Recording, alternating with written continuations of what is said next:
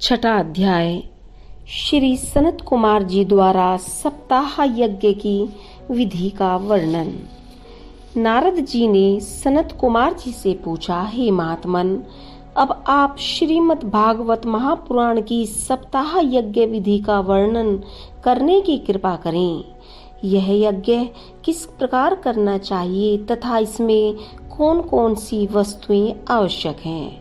सनत कुमार जी ने कहा, हे नारद, सुनो।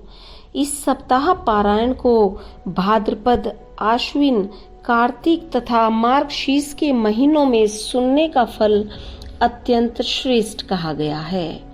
इनके अतिरिक्त जब कभी इच्छा हो तथा श्रेष्ठ कथावाचक पंडित मिल जाए तभी इस कथा को सुनना श्रेयस्कर है। इस कथा यज्ञ के लिए श्रेष्ठ मुहूर्त का विचार कर अपने इष्ट मित्रों को भी कथा सुनने का निमंत्रण भिजवा देना चाहिए।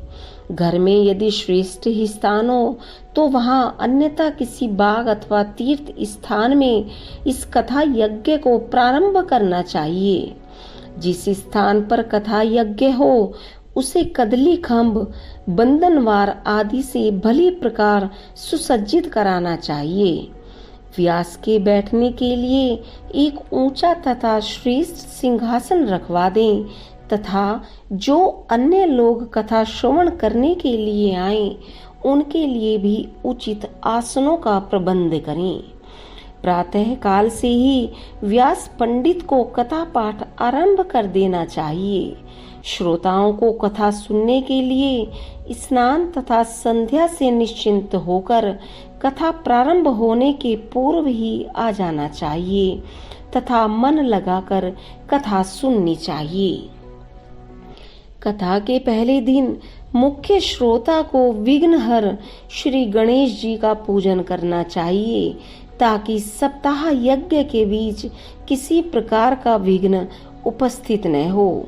कथा यज्ञ के साथ ही एक विद्वान ब्राह्मण को विष्णु सहस्त्र नाम का वर्ण देकर 7 दिन के लिए समीप ही बैठा देना उचित है। उस ब्राह्मण को चाहिए कि वह श्री शालिग्राम की प्रतिदिन पूजा करे तथा विष्णु सहस्त्र नाम का पाठ करता हुआ प्रत्येक नाम के साथ श्री शालिग्राम की मूर्ति पर एक एक तुलसी दल चढ़ाए। मुख्य श्रोता को पहले दिन व्यास जी की श्रीमद् भागवत की पोथी का सच्चे मन से पूजन करना चाहिए तथा उस पर यथाशक्ति दक्षिणा रखने के उपरांत हाथ जोड़कर इस प्रकार कहना चाहिए, हे व्यास जी, आप मुझे अपना दास समझकर श्रीमद् भागवत यज्ञ को प्रारंभ कीजिए तथा मेरी मनोभिलाषा पूर्ण करिए। जब व्यास पंडित कथा पाठ प्रारंभ करें उस समय अपना चित्त संसारी माया मोह से हटाकर उसी में एकाग्र कर देना चाहिए। कथा सुनने के उपरांत श्री हरि कीर्तन अवश्य करना चाहिए। इस प्रकार 4 घड़ी दिन रहने तक सप्ताह पर्यंत कथा सुननी चाहिए। व्यास पंडित को भी आवश्यक है कि वे कथा पाठ में शीघ्रता न करें। उन्हें कथा की इस प्रकार कहना चाहिए जिससे सब लोगों की समझ में भली भांति आ जाए।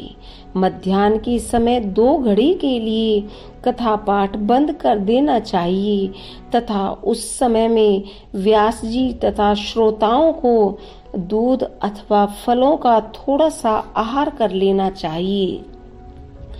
जब तक सप्ताह यज्ञ संपूर्ण न हो तब तक सभी श्रोताओं को केवल संध्या के समय भोजन करना चाहिए। यदि 7 दिन तक केवल दूध, घी तथा फल खाकर ही निर्वाह किया जा सके तो वह सबसे उत्तम है, परंतु निराहार नहीं रहना चाहिए। इसके अतिरिक्त श्रोताओं को यह भी आवश्यक है कि वे 7 दिन पर्यंत ब्रह्मचर्य व्रत का पालन करें। पृथ्वी पर सोना तथा पत्तल में भोजन करना श्रेष्ठ है। कथा के 7 दिन दाल, शहद, बासी अन्न, बैंगन, तरबूज, मसूर, मेथी, उड़द, प्याज, लहसुन, मूली, गाजर तथा काशी फल का सेवन नहीं करना चाहिए। ऐसा भोजन नहीं करना चाहिए जिससे आलस्य हो। जब तक कथा सुने तब तक किसी से लड़ाई झगड़ा, क्रोध, चुगली अथवा निंदा न करें। सप्ताह यज्ञ के बीच में यदि कोई स्त्री रजस्वला हो तो उचित है कि वह कथा को श्रवण न करे। म्लेच्छ आदि सभा में न बैठे। उन्हें कथा सुनने की इच्छा हो तो दूर बैठकर सुने। सभी श्रोताओं को सत्य बोलना तथा जीवों पर दया रखना आवश्यक है। कथा के बीच में शोर नहीं करना चाहिए। इस सप्ताह यज्ञ के सुनने से श्रेष्ठ फल की प्राप्ति होती है। जो स्त्री बांझ हो अथवा एक बालक को जन्म देने के उपरांत उसके दूसरा बालक न हुआ हो या जिसका गर्भपात हो जाता हो, वह यदि इस कथा को मन लगाकर सुने तो उसे पुत्र की प्राप्ति होती है। इस कथा के सुनने के प्रताप से संपूर्ण मनोरथ पूरे होते हैं। कथा समाप्ति पर प्रतिदिन श्रोताओं को तुलसी दल एवं प्रसाद देना चाहिए। जब कथा संपूर्ण हो जाए तब 8वें दिन दशम स्कंद के श्लोकों तथा गायत्री मंत्र की आहुति देकर हवन करना चाहिए। ब्राह्मणों को सुस्वादु भोजन कराकर उन्हें अपनी सामर्थ्य के अनुसार दान देना चाहिए। सच्चे मन से उनकी पूजा कर उन्हें विदा करना चाहिए। यह कथा सुनने से धर्म, अर्थ, काम तथा मोक्ष की प्राप्ति होती है। इतना कहकर श्री सनत कुमार जी बोले, हे नारद, यदि तुम्हें सुनने की इच्छा हो तो हम अब फिर श्रीमद् भागवत का दूसरा पारायण प्रारंभ करें। यह सुनकर नारद जी ने कहा, हे महात्मन, इससे बढ़कर आनंद की और क्या बात होगी। मेरे भाग्य धन्य है जो आप मुझ पर फिर ऐसी कृपा करना चाहते हैं। तब नारद जी की प्रार्थना स्वीकार कर श्री सनत कुमार जी ने दूसरा पारायण यज्ञ प्रारंभ किया। जिस समय समस्त ऋषि मुनिगण उस सप्ताह पारायण को सुनने के लिए एकाग्रचित होकर बैठे, उसी समय महात्मा सुखदेव जी तीर्थ यात्रा करते हुए वहां आ पहुंचे। श्री सुखदेव जी को देखते ही सब लोग उठकर खड़े हो गए तथा श्री सनत कुमार जी ने आगे बढ़कर उन्हें अपने आसन पर प्रतिष्ठित कर दिया। उस समय सप्ताह यज्ञ की तैयारी को देखकर श्री सुखदेव जी ने सब श्रोताओं से कहा, हे महानुभावों, आप लोग इस कथा को चित्त लगाकर सुने। यह कथा वेद रूपी वृक्ष का फल है। संसार के अन्य फलों में गुठली तथा छिलका रहता है, परंतु यह फल सब ओर से अमृत रूपी रस से भरा हुआ है। अतः इस कथामृत का रसास्वादन बारंबार करना चाहिए। इस कथा को सर्वप्रथम श्री नारायण जी ने श्री पितामह ब्रह्मा जी से कहा था। पितामह ने इसे देवऋषि नारद को सुनाया। नारद जी ने मेरे पिता श्री वेद व्यास जी से कहा तथा उन्होंने मुझे पढ़ाया है। मैंने इस कथा को राजा परीक्षित को सुनाया था। यह श्रीमद् भागवत महापुराण 18 पुराणों में सर्वोत्तम है। साधु वैष्णवों का यह परम धन है। स्वर्ग लोक में तपस्वी जन, ब्रह्म लोक में ब्रह्मा जी, कैलाश में भगवान शिव तथा वैकुंठ लोक में श्री लक्ष्मी जी इसी कथा का पाठ करती हैं।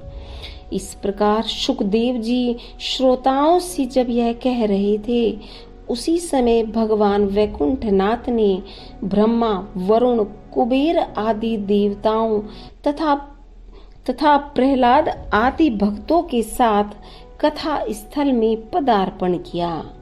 उन्हें देखते ही सारी सभा उठकर खड़ी हो गई।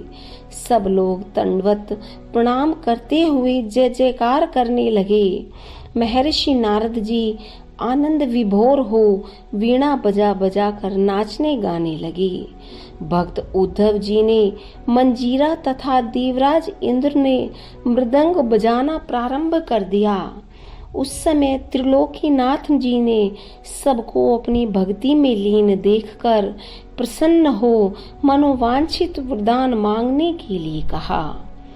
तब प्रभु की वाणी सुनकर नारद आदि ने उनसे हाथ जोड़कर इस प्रकार प्रार्थना की, हे श्याम सुंदर, आपके दर्शनों से अधिक ऐसी कौन सी वस्तु है जिसे हम लोग आपसे मांगें?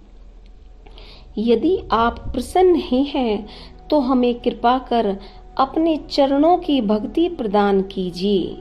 यह प्रार्थना सुनकर श्री नारायण जी एवं मस्तु कहकर वहां से अंतर्ध्यान हो गए। तत्पश्चात सप्ताह यज्ञ का दूसरा पारायण भी से आनंद संपन्न हो गया।